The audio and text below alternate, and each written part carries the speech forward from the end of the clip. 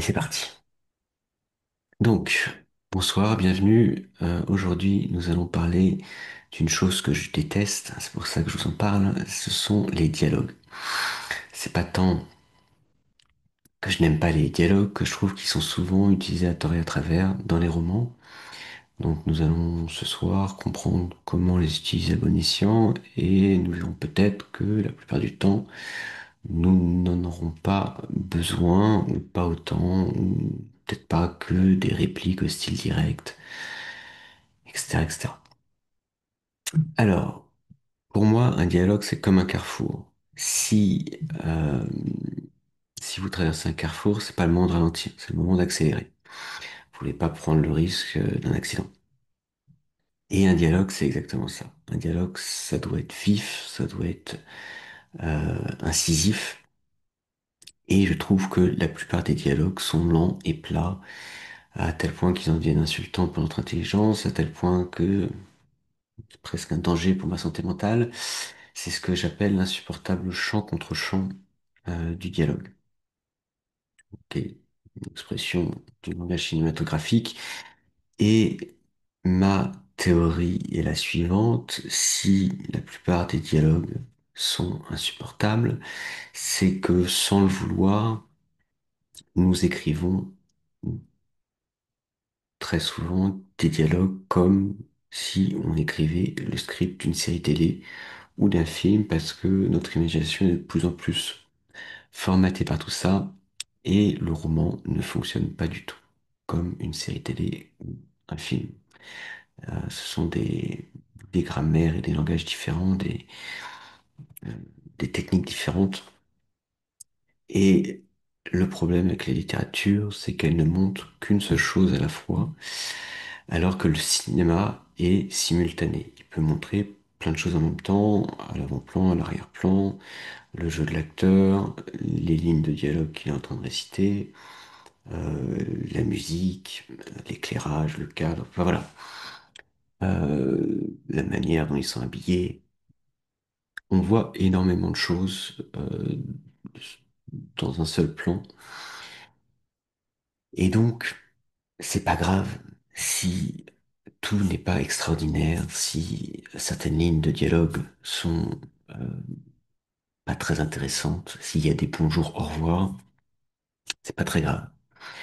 Dans un roman, c'est l'inverse. Euh, on ne lit qu'un mot après l'autre, qu'une phrase après l'autre, donc chaque mot compte, chaque phrase compte. Et c'est pour ça qu'une même réplique dans un roman coûte beaucoup plus cher que dans un film ou une série télé. Parce que il y a que ça à l'écran, alors que dans un film, il y a tout en même temps. Donc, si vous avez l'impression qu'en ajoutant des répliques au style direct, vous aérez votre prose, vous dynamisez votre prose, vous accélérez votre prose, en fait, c'est tout l'inverse, la plupart du temps. Vous l'alourdissez, vous la ralentissez, et on va voir ce soir comment améliorer tout ça. Et pour commencer, on peut dire que un bon dialogue semble tirer d'une conversation plus longue. À savoir qu'il n'y a pas d'introduction, il n'y a pas de conclusion, il n'y a pas de bonjour, il n'y a pas de au revoir. Euh, Parfois, il n'y a même pas la question à laquelle répond votre personnage. Parfois, il n'est même pas précisé quels sont les personnages présents dans le dialogue, et on découvre au fur et à mesure que finalement, en plus de machin et chose, il y avait un tel, qu'un tel n'est pas content que bidule il dit ça, machin, etc., etc. Et que ceux qui parlent ne nomment pas leur interlocuteur, parce que dans la vie, si vous parlez à votre fille, a priori, sauf si vous êtes très énervé, ce qui n'est jamais mon cas, vous ne la nommez pas par son prénom ou quelque diminutif que ce soit. Dans un mauvais dialogue, chacun se nomme comme si personne ne savait comment tout le monde s'appelait.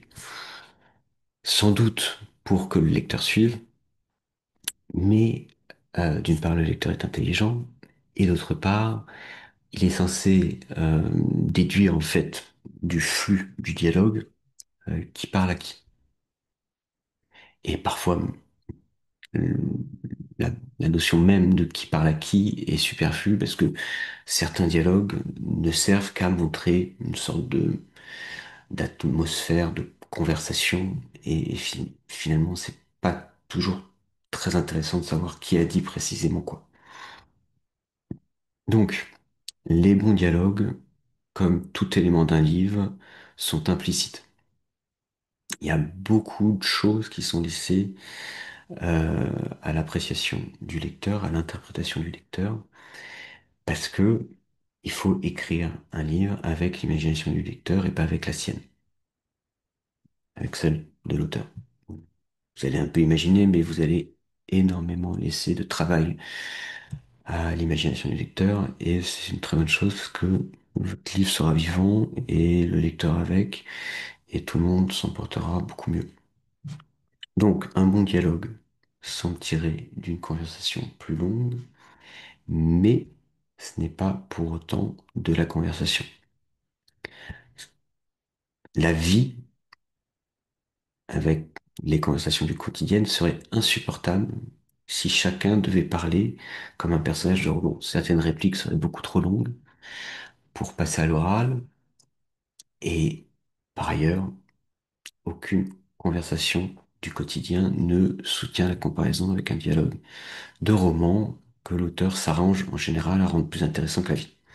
Déjà qu'on nous lit peu ou assez peu, si en plus nous devions imiter ce que la vie peut avoir de plus banal, personne ne nous lirait.